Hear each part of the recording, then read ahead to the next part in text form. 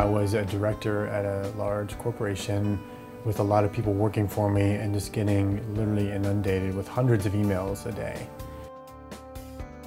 I think the way that it's naturally set up right now, it's set up to interrupt you. You felt like that you were failing somehow if you didn't respond immediately. I would have 1,000 emails in my inbox. Early in the morning, on IM at night, working on the weekends. It was mostly staff members trying to keep me informed of this issue or that issue, and they thought they were helping, but it was really just causing me to spend hours and hours of time processing email. That's what's up in front of me in the screen, so I react to it.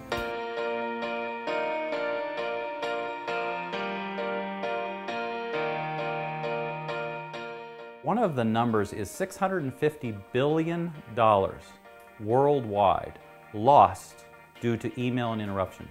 People spend at least 30% of their time working on things that don't have anything to do with their or their team's objectives. They're constantly jumping back and forth from that other work into their email. It's like people will buy more tools, but they'll never think, I got to change how I think and how I behave. Most people, when they go into their email inbox, they don't do it the same way. They triage, and depending on what's happening in their world, they open this one, close it, they move this one to a file folder, forget where it was. Every day, they go in with a different mindset. If you allow the email to own you, then you're taking your focus off that most important work that really requires depth of focus for whatever somebody's decided is important to send you. Question is, if you could stop some of the busyness, could you actually get more of the right things done?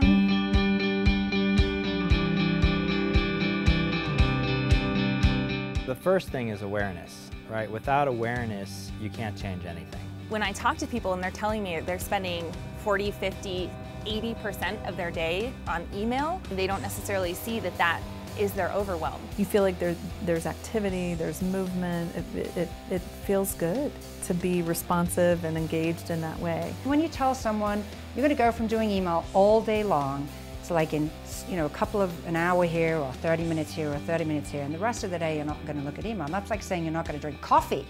Who wants to own, right, that they're in pain, right? Who wants to say out loud, this email is overwhelming and I can't keep up? Every time you get distracted, it's X minutes that I'm taken off my train of thought, and then another X minutes to get back into that train of thought. I think that probably adds up to, several hours a day at least. I was so frustrated, I thought there's got to be a different way to do this.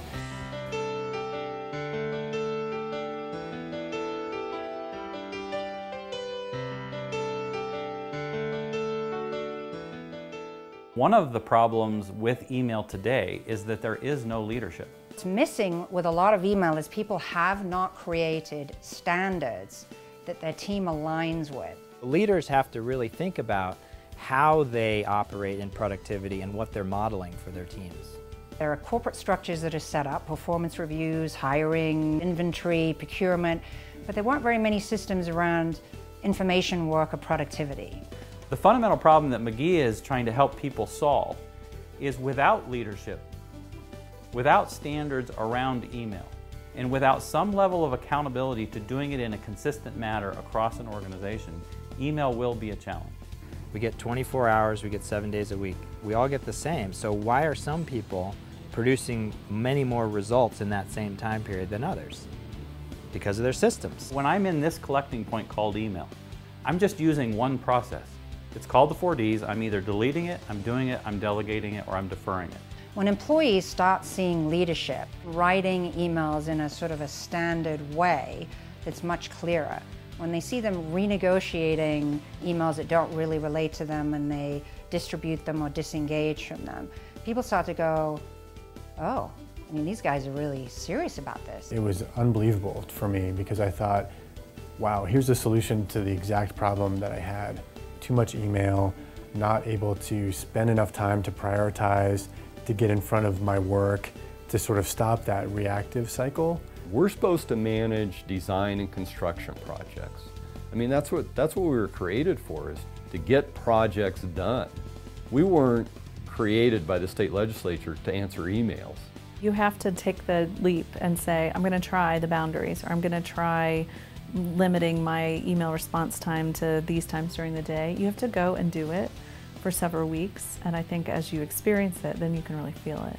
Taken across an organization, if you had a lot of people buying into these concepts, it could be massive, and it could be a huge shift in the productivity of I think any company. The return on that time investment is, I mean, I couldn't even count it within the first week, the first month alone, let alone that first year. The motivation has to be the results, what you're getting out of staying in the methodology. That takes practice. That takes implementing the methodology 2 weeks, 3 weeks, 4 weeks, 5 weeks, 6 weeks out until you start to see the benefit. And ultimately the ROI is, because I'm focused, I'm much more successful at the most important things. We can solve this. You have a need. We have a solution.